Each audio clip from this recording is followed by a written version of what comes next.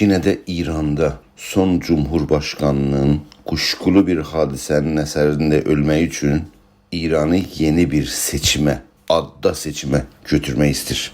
Bu sahede Fars dilinde bir analiz yaydım. Orada prensip olarak İran İslam Cumhuriyeti'nin karşısında seçimleri ele aldım. İran İslam Cumhuriyeti'nin meşruiyet açısından bir ölü hakimiyet kimi değerlendirdim.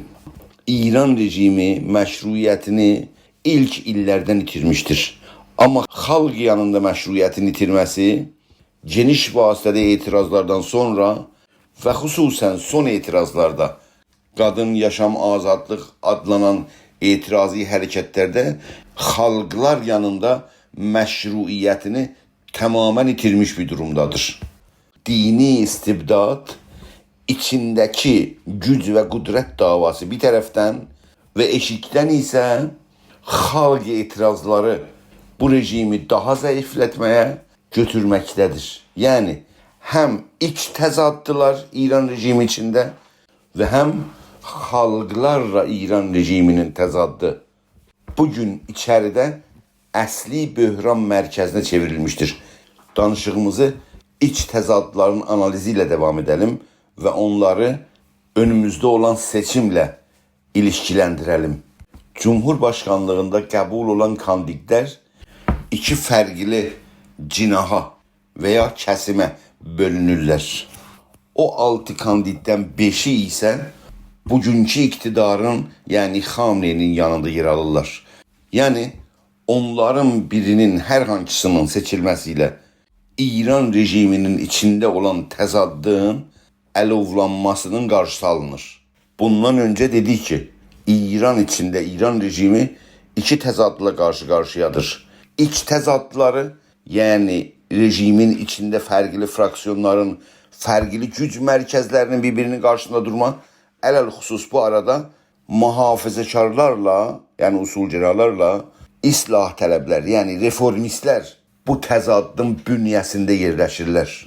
Diqqət etsəniz, 1388-ci ildə Yaşıl Hərəkatının meydana gəlməsi bu iki cinahın birbirinin karşısında durmasının sonucuydu. İkinci təzaddı ise halklarla İran rejimi arasında təzaddıdır. Yani halk irtica təzaddı. Numune gətirsəm, kadın yaşam azadlıq adına itirazı hərəkətlər halk ile irticanın arasında əlovlanan təzaddıdır. Yani o təzaddır ki, sonuçlanması İran rejiminin getməsi, köçməsi, yıxılması, bir demokratik hakimiyetin kurulmasının süreci başlanmaq demektir. Başka deyişlə, bu iki təzad içinde, yani İran rejimi içinde iç təzaddılar, yani fərqli cinahların təzaddı birbiriyle ve halk ile hakimiyetin təzaddı iki başka təzaddılardılar. Çok fərqli mahiyyətli təzaddılardılar. Ama İran rejiminin iç təzadların əlovlanması ikinci təzad, yani halk irtica arasında təzadda şərait yaraldır ve o itirazlara meydan yaradır. Mesela 88-ci ildə itirazlar belə bir şeye sebep olmuştur. Baxmayaraq ki, Yaşıl Hərəkatı bir çoxlu nedenle bir sonuç almadan rejim tərəfindən bastırılmıştır. Halk itirazlarının meydana çıkmasına, genişilmesine şərait yaratmıştır. Burada bir başka təzaddı da ele almamız lazımdır. İran'da iktidar ile halkların iki türlü tezad var olmaktadır.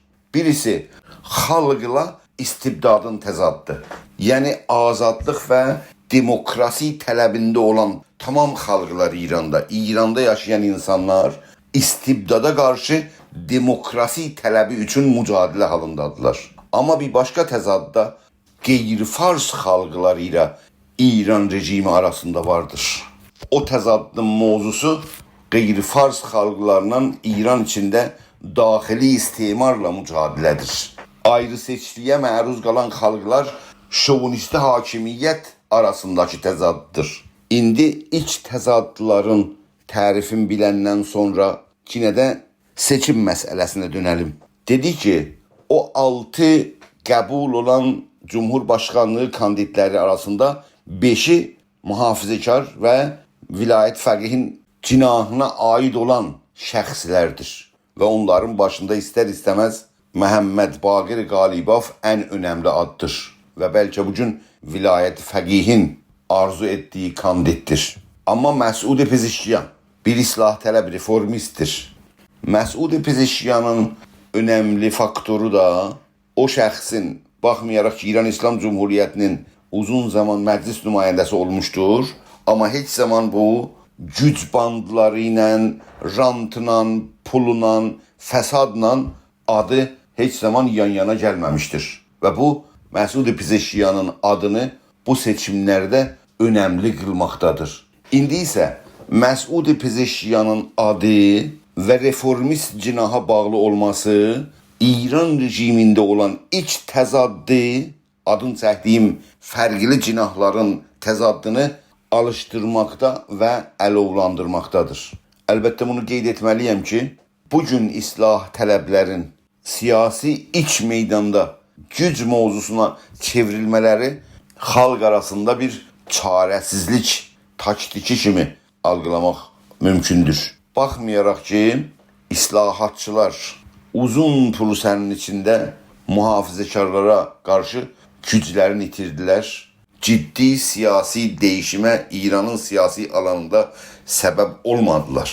Hətta ona görə də qadın yaşam azadlıq hərəkatında və ümumi etirazlarda islah tələb usulgəranın ayrıntı bir formda olması və təsirgüzar olmasının rəddinə şüarlar verdilər. Amma indi isə qadın yaşam azadlıq hərəkatı adına etirazlar da bastırılmış bir durumdadır. Xalq özünü çarəsiz hiss edə bilər və yenə bir yeni qara real politiki qəbul edib yenə də İran rejimi cinahları arasında mövcud çatlaqlara söykənə bilər deyə düşünmək lazımdır. Hər halda Məsud Pezeshkianın adı İran rejiminin içində olan iç təzadları körükləndirmə mənasındadır. İran rejiminin iç cinahlarında bu iç təzadlı körükləndirmə və hakim cinahı zəifləndirmək üçün Məsud Pezeshkian algılana bilir, güc ala bilir və bu vasitə ilə İran rejiminin iç təzadlı yenə də körüklənir. Baxmayaraq ki, Məsud Pezeshkian tamam danışıqlarında vilayət fəqihin yolun gedəcəyik deyə deyir, amma onda olan zehniyyət, islah tələblərdə olan zehniyyət ilə ciddi fərqliliklər olmaq üçün dəqiqən həman hadisəni, yəni yaşıl hərəkatının durumu bir başqa formada bu zamanda körükləndirə bilir. Amma bu təzadlar burada sona çatmır. Məsud Pezeshkian Türk olmasına və Türklüyünə önəm verən birisidir. Türk bölgələri fraksiyonu bərpa edən nümayəndələrindən biridir. Ev içi, ailə içi uşaqlarımla farsça deyil, Türk dilində danışmağı vurgulayır. Qeyri-fars xalqların bölgəsinə diqqət çəkib onlara qarşı ayrı seçkiliyi sözə gətirir. Və bu kimi konular qeyri-fars xalqlara aid milli hərəkətlərin diqqətini çəkir. Xüsusən bu alanda Türk xalqının diqqətini çəkir. İranın bütövündə hər bir Türk insanı ilgiləndirir. Məsud Pezeshkianın bu kəsimi diqqət çəkicidir. Gözdən atılmamalıdır. Türk xalqına aid aktivistlər bu durumu diqqətlə gözdən keçirməlidirlər. Burada seçimdə iştirak edib etməmək söz konusu deyil. Türk hərəkatının meydanda olmasına, güc nümayiş etməsinə, dalga yaratmasına şərait yaranır. Bu analizə dayaq olan nöqtə diqqət edirsəniz, hakimiyyətin içində olan və hakimiyyətin xaricində olan şovinist və faşist cərəyanlar bir-biri ilə əl-ələ və qol-qola Pezeshkianın əleyhinə danışırlar. Danışıqlarında Qalibov kimi bir cinayətkarın İrana Cumhurbaşkanı olacaq deyə ələ almırlar. Bəlkə Şurayı Nigahban nə üçün Məsud Pezeshkianı Cumhurbaşkanlığı kandid olmasının qəbul olunması böyük bir soruna çevrilmiştir. Siyasət meydanına baxdığımızda bugün mərkəz faşistləri opozisyonda və onlara aid media bir tərəfdən və İran içində iqtidara aid güclər ikinci tərəfdən əl-ələ Pezeşkiyanın kandidatlığının qəbul olmasına qarşı danışırlar. Duruma baxdığımızda heç zad olmadan indi meydanda olan və hücum altında olan ad Məsud Pezeşkiyandır. Müxalifətdə olan mərkəz şovinistləri və faşistləri, İran iktidarında olan sağçılar əl-ələ və qol-qola Məsud Pezeşkiyanın əleyhinə danışmaq nə deməkdir? Hangi imaları topluma intiqal etməyə çalışır? Burada bir başqa faktor da meydana gəlir. Türk xalqının adı meydana gəldiyində potansiyel güc oluşumunu göstərməkdədir. Hər halda Məsud Pezeşkiyanın adı iki təzaddı alışdırıb əlovlandıra bilər. İki cinahın arasında olan təzadlar və xalqlar ilə İran rejimi arasında olan təzadlar. Yəni xalq istibdad təzaddı demokrasi üçün və qeyri-farz xalqlar İran rejiminin daxili istimar siyasətinə qarşı, qeyri-farz xalqlara emal olan ayrı-seçkiliyə qarşı alevlənə bilər. Məsud Pezeşkiyanın islah tələb olması və türk olması demokrasi istəyənlərin və milli həqlərə mücadilə edən qeyri-farz xalqların mücadilə və mübarizəsinə bir şərait yaradan bir addır. İstəsə və ya istəməsə, yəni adın çəkdiyim alışılıb əlovlanmasında Məsud Pezeşkiyanın istəyib istəməməsi söz konusu deyil. Necə ki, Xatəmi o devrdə Xamneyi ilə kəllə-kəlləyə gəlmək istəmirdi. Necə ki, Həsən Ruhani zamanında Xamneyi ilə qarşı-qarşıya durmaq istəmirdi. Amma iki fərqli düşüncə və ya siyasətin sonucu elə olmuşdur ki, oldu. Elə buna görə də Məsud Pezeşkiyanın sözləri rejimin kəlan siyasətlərinin arxasında gedəcəyim deyə sonucu bəlli etməz. Bəlkə iki fərqli siyasətin meydana gəlməsindən İran rejiminin iç təzadının əlovlanması və onun xalq içinə sıçraması söz konusudur. Başqa tərəfdən də Pezeşkiyanın türk olmasına vurgu yapması və bu sahədə bir hərəkətliliyin meydana gəlməsi söz konusudur. Düşünürəm ki, sözlərimi demiş oldum. Gerisi iç mekanizmlərə və ya bölgə mekanizmlərə diqqət yetirərək aktivistlərin siyasət götürməsinə qalmışdır. Hangi teknikin, hangi taktikin harada işlənməsi və necə işlənməsini iç mekanizmlər və içəridə yaşayan aktivistlər təyin etməlidirlər. Son cümləm bu olsun. İran İslam Cumhuriyyəti bir seçimin sonucu ilə nə etibar tapar, nə məşruiyyət qazanır, nə ayağa qalxır.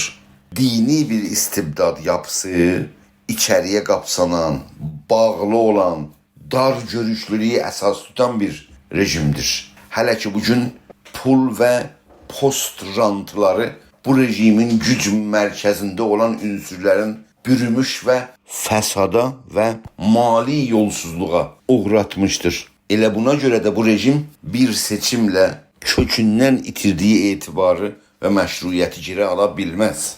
جزایر سگانه ناراحت و نگران باشیم، ارق ملی داشته باشیم. بعد پزشکیانی که عملا داره علیه وحدت ملی ایران حرف میزنه، به اردوگاه پانتورکا نزدیک هستش، حرفای خطرناک زده توی ایران، بعد بیایم اون رو بگیم فرق میکنه، سفید و سیاه نبینه. چطور میشه یه آدمی رو که اینطور علنی علیه ملیت ایران، علیه حوزه های وحدت ملت ایران موضع گرفته رو بیای تایید صلاحیت بکنی؟ خب این آدم در قواره جمهوری اسلامی تایید صلاحیت میشه، بله، ولی در قواره ملت باید رد بشه. مردم ایران به خاطر ترس از یک وضعیت مبهم نباید برن رأی بدن.